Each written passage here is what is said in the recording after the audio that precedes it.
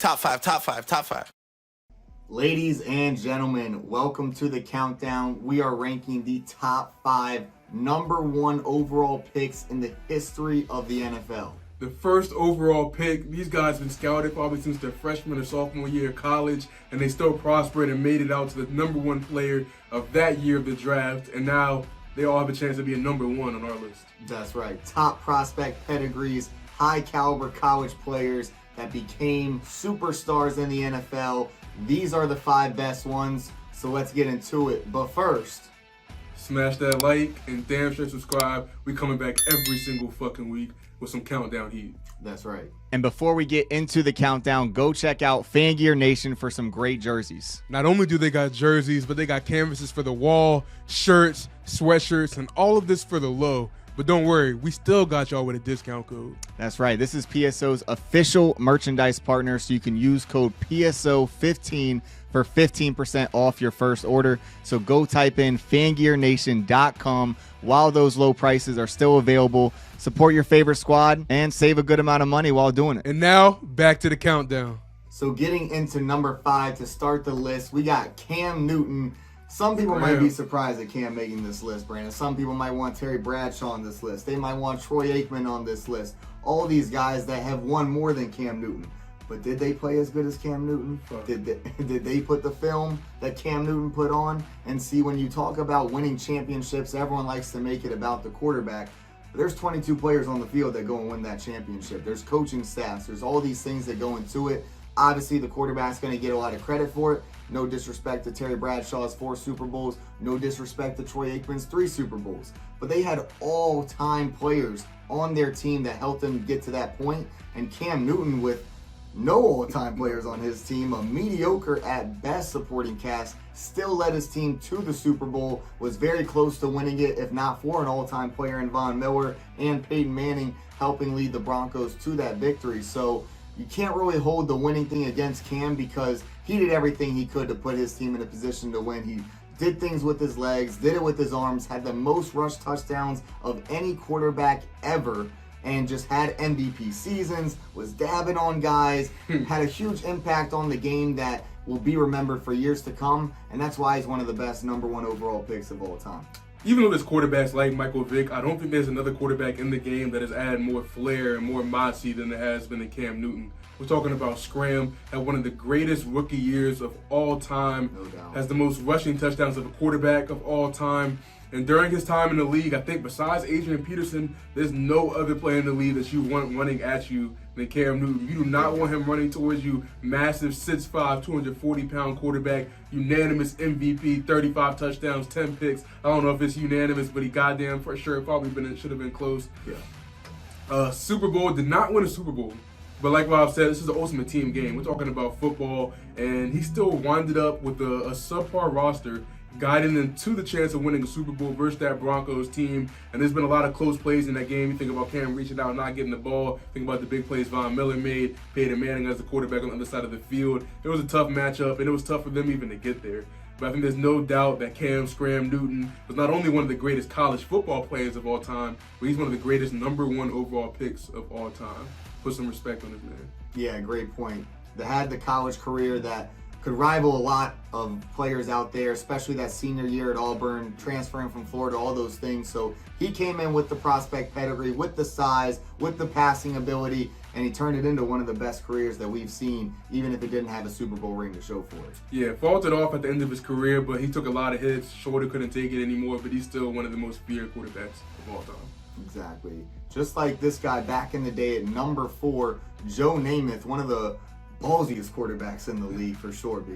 Yeah, Joe Namath won some wild Super Bowls, or won one wild Super Bowl, also won an MVP. And if you look at Joe Namath on PFR, you got to remember back then, interceptions weren't looked at as a huge or bad thing. On third down, you would often see quarterbacks go out there and just throw it up, even fourth down, and just treat it like it's a punt, which isn't the worst idea back in the day, but now stats matter so much towards you trying to be a Hall of Famer. But back then, it was just all about winning. And Joe Namath probably figured it's better to take a 50-50 Hail Mary chance than just to punt the ball and maybe give them a chance at a return. But still, Joe Namath put up massive numbers. We talk about Cam Newton being flashy. This man was the original flashy quarterback, coming out with the crazy gear, the crazy flash, and ended up winning a lot of games with the franchise that wasn't very successful at that time. So, Rob, what do you think about Joe Namath? Yeah, Joe Namath is one of those guys, one of those pioneers of the game that kind of helped bring all this attention to the league.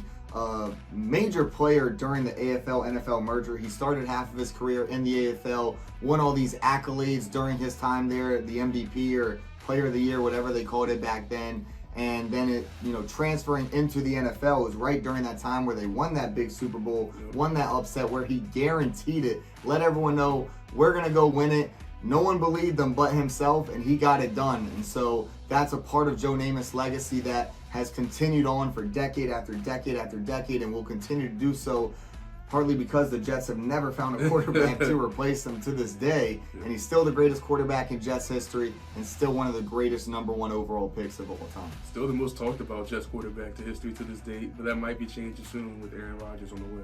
Exactly. But we got John Elway at number 3, a similar quarterback in the aspect of a guy before the 21st century, had a lot of success, helped pave the way for this new generation of quarterbacks that seems to be taking over. John Elway did it a little differently, though. He kind of added a rushing element to his game, a mobility factor that a lot of people didn't have before then. It was really just kind of him and Dan Marino that were going around the pocket, making people miss, making plays that in an unconventional fashion that helped them win championships. And John Elway was notorious for getting to the big game but never being able to get over the hump. And then he finally won one, and then he finally won another one, and then walked away into the sunset, called it a career on a high note after winning those back-to-back championships with the helicopter play and all. And just when you think of John Elway's legacy, you have to think about just the complete all-around game that he had. There was really not many weaknesses in his game, and that's why he was a #1 overall pick. He was the prototypical guy at the position, and he proved to be a big success for the Denver Broncos. Yeah, back then they went a lot of drop-back quarterbacks. You don't see a lot of quarterbacks like John Elway running around, making out-of-the-pocket throws and huge plays. And as a matter of fact, most of the plays that you see of John Elway are him actually using his legs, the helicopter, diving, juking people, and making spectacular plays back then. And like I said, they ran the ball a lot. When you had a quarterback like John Elway that really knew how to spread the field out, really use his weapons like Shannon Sharp, he's a big reason why Terrell Davis had those massive 3 years and reached 2,000 yards and all that. So John Elway was really one of those guys that was a true winner, and that's why you saw him win 2 Super Bowls, unlike the other 2 quarterbacks that were previously named on this list. And that's because he just made the team so much better. And that's one thing about John Elway that nobody can take away from him. He also still had the same flash as the other 2 quarterbacks, but he was just a true winner. Didn't want to win that much as a GM, but still did a lot of good things in the league. I still helped him win a Super Bowl, though. Yeah, damn sure did. And brought Peyton Manning there. Right, exactly. Yeah. I mean, you see John Elway now in the front office. It's a quarterback-driven league. That's what the NFL is. That's why all these quarterbacks are going #1 overall. That's why you see a lot of quarterbacks on this list for the top #1 overall picks, but not at #2, because at #2 we have Bruce Smith, one of the greatest defensive players ever, Brandon. Bruce Smith, man, big sack guy. He actually, besides his rookie year and his last year in Buffalo and 1 year that he got hurt, he had double-digit sacks every single year before that. We're talking about 13 years when he was healthy, getting double-digit sacks every single time. He was the runner-up for Defensive Player of the Year nearly every year. Actually won it twice, but every year that he didn't win it, he's still #3, #4, #5 in the rankings. Always in the conversation. Always in the conversation. Just one of the greatest players of all time. #1 pick. You really didn't see a lot of defensive ends going #1 back in the day. And just for Bruce Smith just to put it all together and just get to the quarterback at relentless levels. And I mean, if there really wasn't Lawrence Taylor in the league at that time, then Bruce Smith would be talked about so much more than he currently is.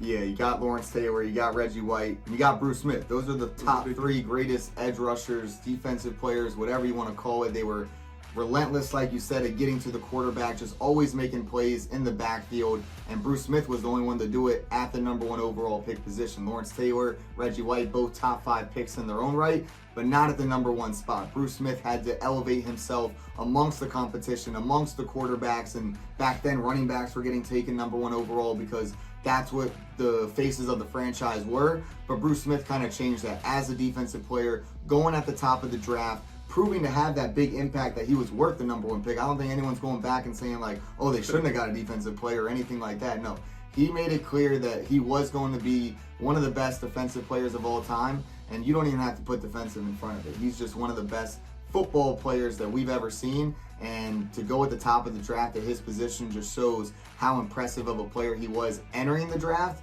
and then to continue that for his career, like you said, double-digit sacks all the time. He was just a monster and so consistent at what he did that you never were able to forget about Bruce Smith, and that's why he helped the Bills get to 4 Super Bowls in a row. It's crazy how great of a pick that was by Buffalo back then, because nowadays you see first-round picks or number 1 overall picks being edge rushers, Trayvon Walker, Right. Myles Garrett. You see it happening more often, and Bruce is a major reason why this started happening. Absolutely, but he couldn't get the number 1 spot because the number 1 spot goes to one of the greatest players ever in Peyton Manning, number 18, going to the Indianapolis Colts with the number 1 overall pick. It's funny because going into it, you didn't know if it was going to be Peyton Manning or they're going to take Ryan Leaf. Yeah. I think they made the right decision. Damn sure did. I think they made the right decision. Going with Peyton Manning, a first ballot Hall of Famer, not for Tom Brady, might be the greatest player to ever play the game of football. You wouldn't have known that after his rookie year, though, B. That man had picks after picks after picks, turnovers after turnovers.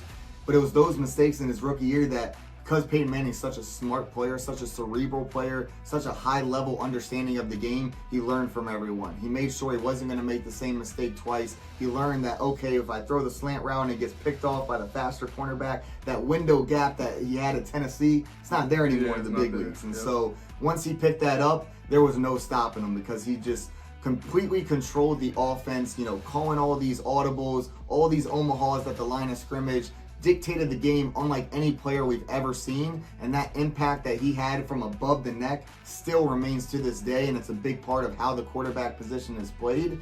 And it all started with that 1999? 1999. Or was it 98? 98.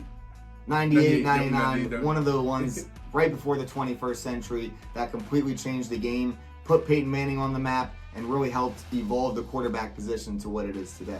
Yeah, I mean, Peyton Manning, the true gunslinger. Like you said, Rob, had a really struggling first year, but it's always great to see a number 1 overall pick that has so much eyes, so much attention on them really prosper, especially after faltering early in their career. Like you said, it could have been Ryan Leaf. They could have had the biggest bust of all time. And Ryan Leaf ended up winning the Heisman over Peyton Manning. And we see that the Colts were able to see through, and they did a good job of scouting and recognized Peyton Manning was really the true future of their franchise. And now he's a Hall of Fame quarterback, Super Bowl winning quarterback, MVP quarterback, really has the whole plethora of stats and awards behind him and played well into his career to the Broncos, still winning a championship. So Peyton Manning, one of the greatest quarterbacks of all time. Unfortunately, he had to run into the greatest quarterback of all time in Tom Brady throughout his whole entire career. Yeah, that led to a lot of playoff exits that might not have existed if not for that guy. But still, when you think about all the pressure he had, especially being an Arch Manning's son too, so he had that being an impact on him as well. His brother on the way. Just the Manning family in general have all these high expectations, and I think it's fair to say he exceeded every single one of them. Damn sure came out on top. So those are the top 5 number 1 picks of all time, with Peyton Manning at the top, Bruce Smith in there, and 3 other quarterbacks that you can go and rearrange at Pro Sports Outlook in the link that you see in the video. Put them in whatever order you're feeling, and leave a comment. Let us know if you think they should be in the order that you see today, or if you think you got a better order for them. Go ahead and drop your list. There's Troy Aikman out there. There's Terry Bradshaw out there. There's new players like Myles Garrett out there. Drop your list and make sure you hit that like and subscribe. We'll be back next week with some new fire. That's right. So next week, we'll see you for another great episode of The Countdown. Peace.